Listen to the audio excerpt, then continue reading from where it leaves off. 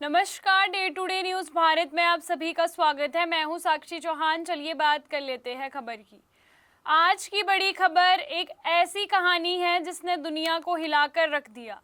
एक ऐसी घटना जिसने ना सिर्फ जंग के मैदान में बल्कि पावर के बैलेंस पर भी सवाल खड़ा कर दिया। सवाल सीधा है, क्या अमेरिका ने ईरान की नाक के नीचे अपना पायलट छीन लिया? क्या ये सिर्फ एक रेस्क्यू ऑपरेशन था या कोई बड़ा पावर शो? ईरान के आसमान में एक अमेरिकी F-15 फ्लाइट जेट को मार गिराया जाता है। ये कोई छोटी बात नहीं है। ये वो पल था जब तनाव जंग की ओर खिंच गया था। जेट में 2 लोग थे, एक पायलट और एक वेपन सिस्टम ऑफिसर था। जेट नीचे गिर जाता है और दोनों अलग अलग दिशाओं में चले जाते हैं। एक पायलट को कुछ ही घंटों में बचा लिया जाता है, लेकिन दूसरा ईरान के पहाड़ों में फंस जाता है, घायल, अकेला और दुश्मनों से घिरा हुआ। यहाँ से वे कहानी शुरू होती है जिसे अमेरिका आज अपने इतिहास का सबसे हिम्मत वाला रेस्क्यू ऑपरेशन कह रहा है। वह एयरमैन शूट से नीचे उतरता है, लैंडिंग के दौरान घायल हो जाता है लेकिन जिंदा बचता है। उसके पास कोई बड़े हथियार नहीं होते, कोई टीम नहीं होती, बस एक पिस्टल और उसकी ट्रेनिंग होती है। वो SERE ट्रेनिंग। इस समय उसकी ट्रेनिंग काम आई। इसका मतलब है उसे जिंदा रहना, बचने और छिपने में जो मदद की वो उसकी ट्रेनिंग ने की। वो ईरान के पहाड़ों में छिपता रहा, अपने जख्मों के बावजूद वो घायल था, अपनी लोकेशन बताता रहा और हर पल उसे पता था कि अगर वो पकड़ा गया तो वो वापस नहीं लौट पाएगा। दूसरी तरफ ईरान की IRGC उसे ढूंढने में लगी थी। पहाड़ी इलाके, सुनसान माहौल और इनाम का ऐलान, मतलब हर कोई उसे ढूंढना चाहता था। ये कहानी में CIA की एंट्री होती है। CIA इस कहानी में एक बहुत ज़बरदस्त गेम खेलता है। वो अफवाह फैला देता है कि अमेरिका को उसका सैनिक मिल गया है और वो उसे निकालने की तैयारी कर रहे हैं। ये अफवाह ईरानी मिलिट्री को कंफ्यूज कर देती है। वे गलत दिशा में उस पायलट को खोजना शुरू कर देते हैं। ये सिर्फ इंटेलिजेंस ही नहीं, ये साइकोलॉजिकल वॉरफेयर है। इस बीच CIA अपनी टेक्नोलॉजी का इस्तेमाल करके उसकी लोकेशन का पता लगा देते हैं। ये जानकारी व्हाइट हाउस और मिलिट्री तक पहुंच जाती है और फिर आता है डोनाल्ड ट्रंप का फैसला। ऑर्डर साफ थे, उसे किसी भी कीमत पर वापस लेके आओ। अब शुरू होता है वो ऑपरेशन जिसने इतिहास रच दिया। दर्जनों फ्लाइट जेट, MQ-9 और कई ड्रोन, स्पेशल कमांडर्स की यूनिट और एक पूरा मिलिट्री उसे ढूंढने में लग जाता है। यानी सिर्फ एक सैनिक को बचाने के लिए पूरी सेना एकजुट हो जाती है।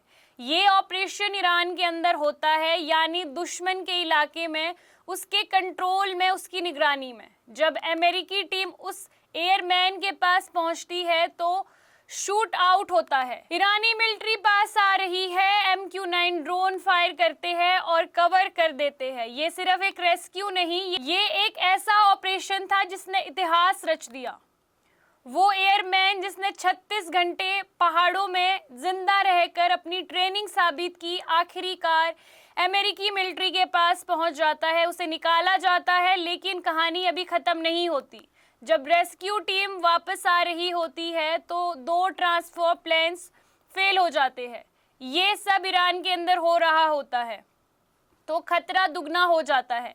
अमेरिका तुरंत तीसरा प्लेन भेजता है और टीम को निकालता है और फिर एक फैसला लेता है, अपने ही प्लेन को उड़ा देता है, क्योंकि वे ईरान के हाथ नहीं लगना चाहता था। ये टेक्नोलॉजी का फेलियर नहीं था, बल्कि अमेरिका का एक मैसेज था जो वो ईरान को देना चाहता था। ट्रंप ने इस ऑपरेशन को अमेरिकी इतिहास का सबसे हिम्मत वाला रेस्क्यू कहा। उन्होंने कहा कि अमेरिका अपने सैनिक को कभी नहीं छोड़ता। ये सिर्फ एक बयान नहीं बल्कि एक पॉलिसी है। अब सवाल है कि क्या ये सिर्फ एक रेस्क्यू था या ताकत का प्रदर्शन था?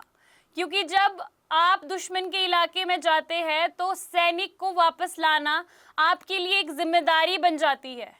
तो आप सिर्फ एक जान नहीं बचाते, आप एक मैसेज भी देते हैं। अब सवाल ये है कि ये मैसेज किसके लिए था? ईरान के लिए, दुनिया के लिए या अपने लोगों के लिए? दूसरी तरफ बात करते हैं ईरान की।